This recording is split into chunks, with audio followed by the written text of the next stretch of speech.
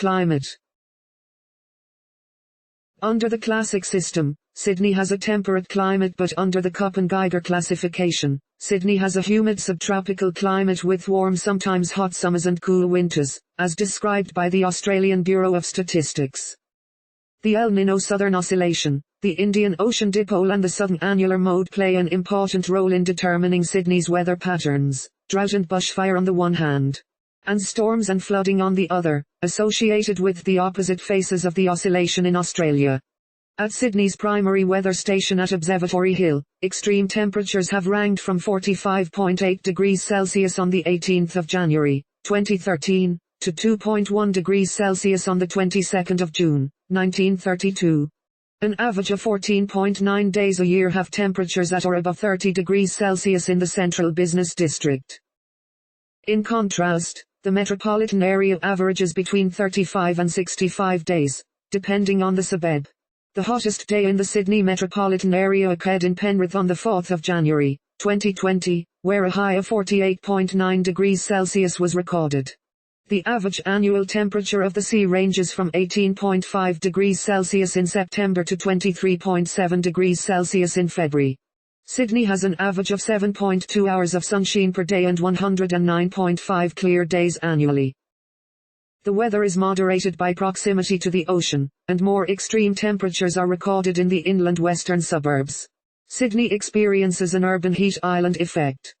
This makes certain parts of the city more vulnerable to extreme heat, including coastal suburbs. In late spring and summer, temperatures over 35 degrees Celsius are not uncommon, though hot, dry conditions are usually ended by a southerly buster, a powerful southerly that brings gale winds and a rapid fall in temperature. Since Sydney is downwind of the Great Dividing Range, it frequently experiences dry, westerly foehn winds usually in winter and spring. Due to the inland location, frost is recorded early in the morning in western Sydney a few times in winter. Autumn and spring are the transitional seasons, with spring showing a larger temperature variation than autumn. Rainfall has a moderate to low variability and has historically been fairly uniform throughout the year, although in recent years it has been more summer dominant and erratic. Precipitation is usually higher in late summer through to early winter and lower in late winter to early spring. In late autumn and winter, east coast lows may bring large amounts of rainfall, especially in the CBD. In the warm season, black nor'easters are usually the cause of heavy rain events, though other forms of low-pressure areas, including remnants of ex-cyclones, may also bring heavy deluging afternoon thunderstorms, particularly in the western suburbs.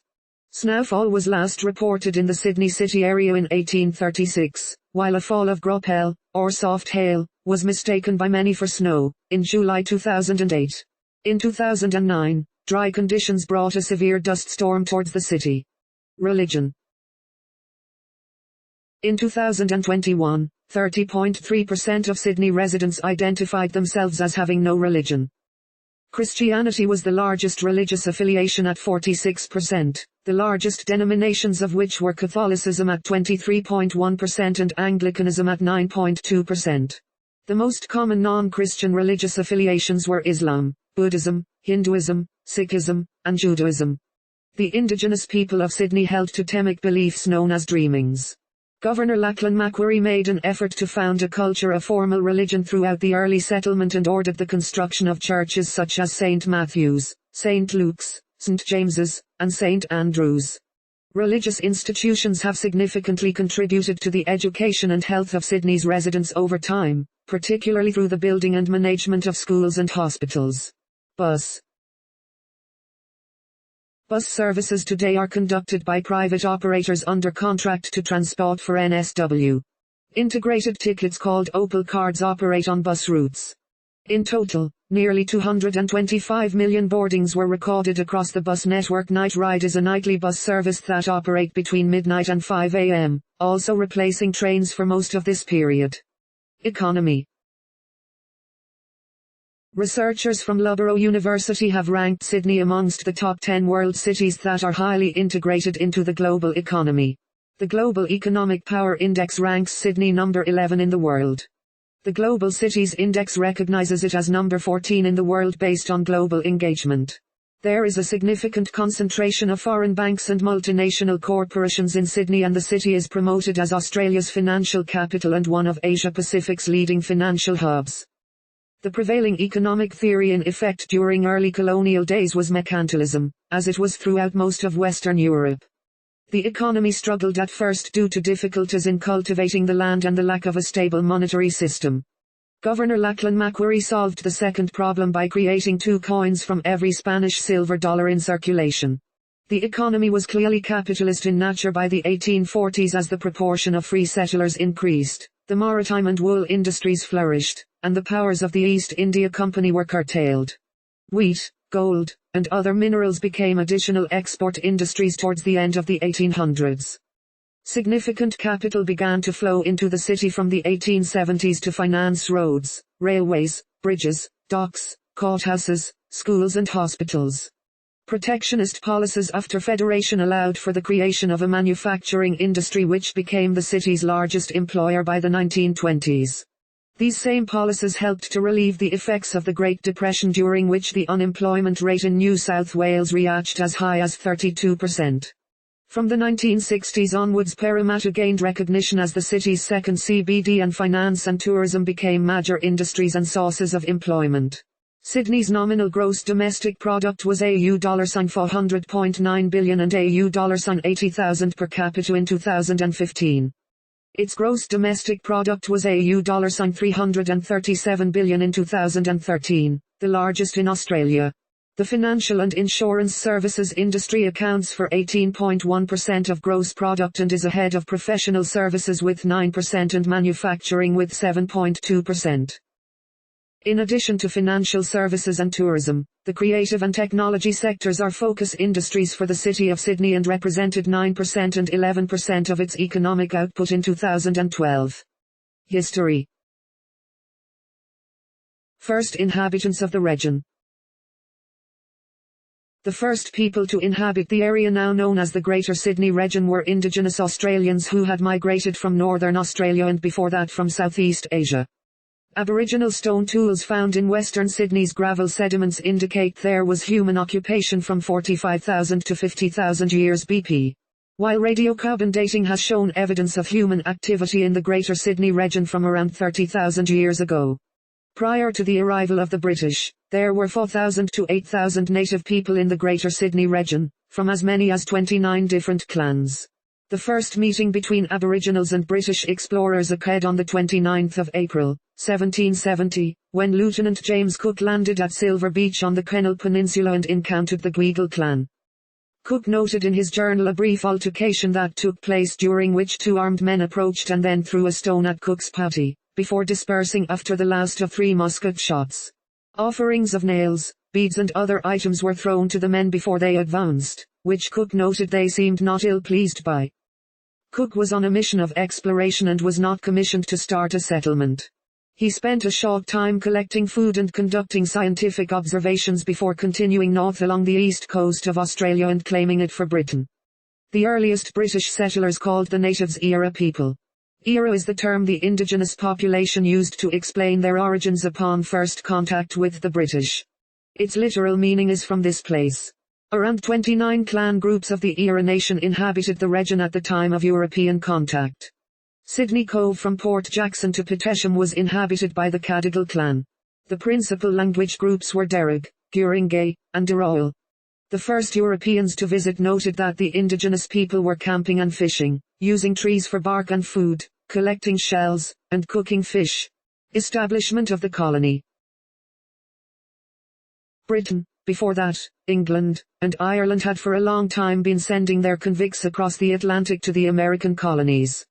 That practice was ended with the Declaration of Independence by the United States in 1776. Britain decided in 1786 to found a new penal outpost in the territory discovered by Cook some 16 years earlier. Captain Phillip led the first fleet of 11 ships and about 850 convicts into Botany Bay on the 18th of January, 1788, though deemed the location unsuitable due to poor soil and a lack of fresh water.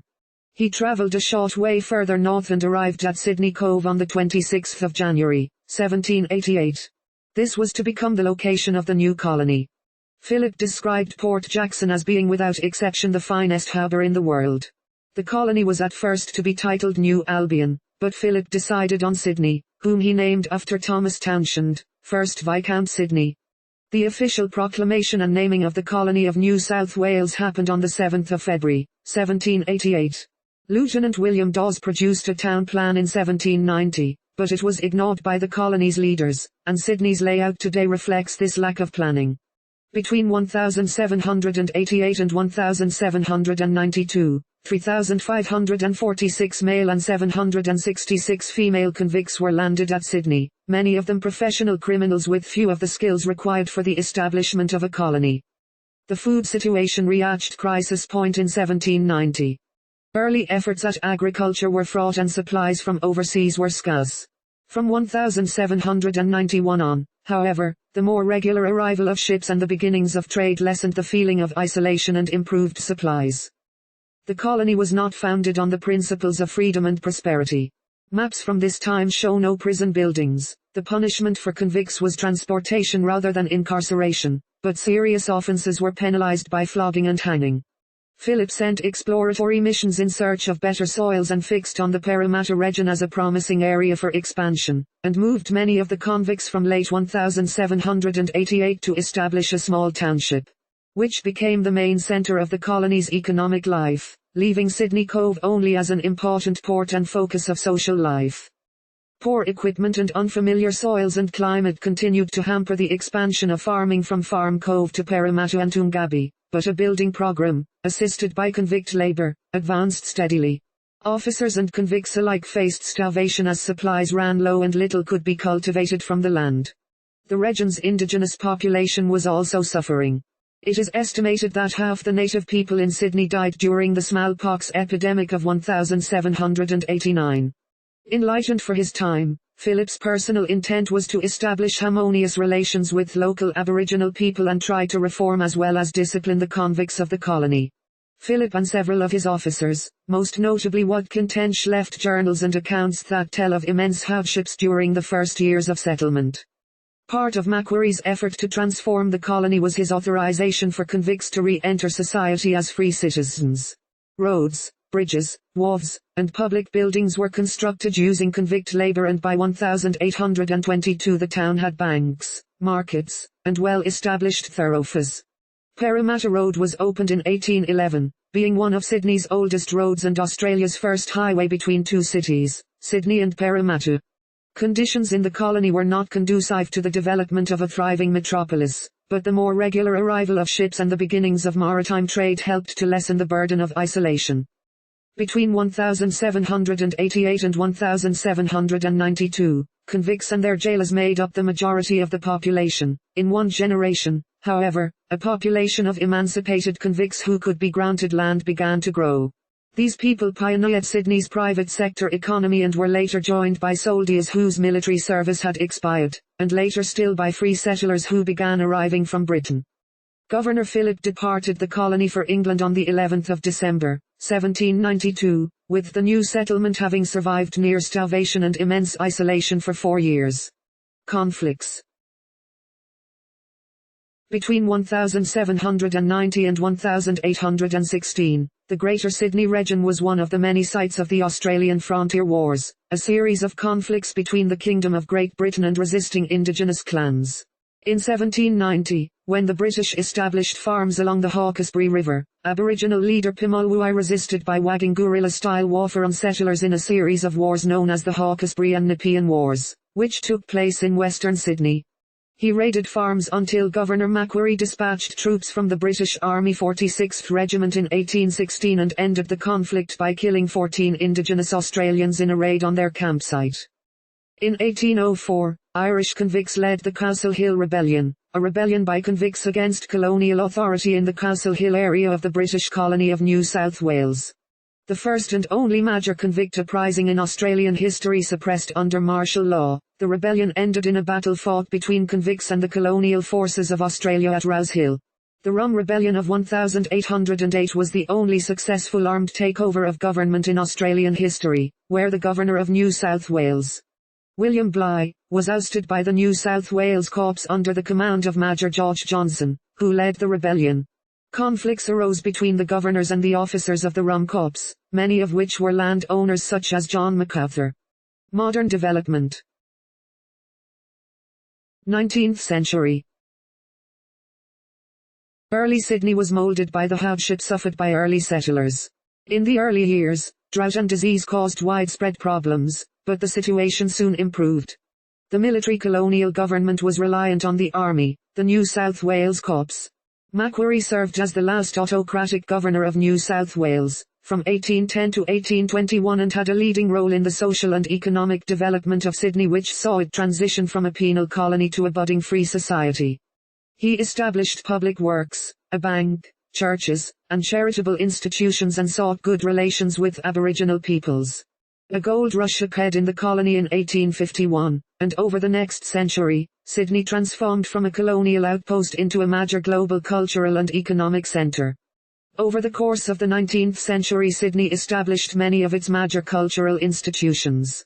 Governor Lachlan Macquarie's vision for Sydney included the construction of grand public buildings and institutions fit for a colonial capital. Macquarie Street began to take shape as a ceremonial thoroughfare of grand buildings. The year 1840 was the final year of convict transportation to Sydney, which by this time had a population of 35,000, and the town was incorporated as a city on the 20th of July, 1842. Gold was discovered in the colony in 1851, and with it came thousands of people seeking their fortune. Sydney's population reached 200,000 by 1871, and during this time the city entered a period of prosperity which was reflected in the construction of grand edifices. Temperance coffee palaces, hotels, as well as other civic buildings such as libraries and museums were erected in the city. Demand for infrastructure to support the growing population and subsequent economic activity led to massive improvements to the city's railway and port systems throughout the 1850s and 1860s. After a period of rapid growth, further discoveries of gold in Victoria began drawing new residents away from Sydney towards Melbourne in the 1850s, which created a historically strong rivalry between Sydney and Melbourne. Nevertheless, Sydney exceeded Melbourne's population in the early 20th century and remains Australia's largest city. Following the depression of the 1890s, the 6 colonies agreed to form the Commonwealth of Australia. Sydney's beaches had become popular seaside holiday resorts, but daylight sea bathing was considered indecent until the early 20th century. 20th century present. Under the reign of Queen Victoria, federation of the 6 colonies occurred on 1 January 1901. Sydney, with a population of 481,000, then became the state capital of New South Wales. The Great Depression of the 1930s had a severe effect on Sydney's economy, as it did with most cities throughout the industrial world. For much of the 1930s, up to 1 in 3 breadwinners were unemployed.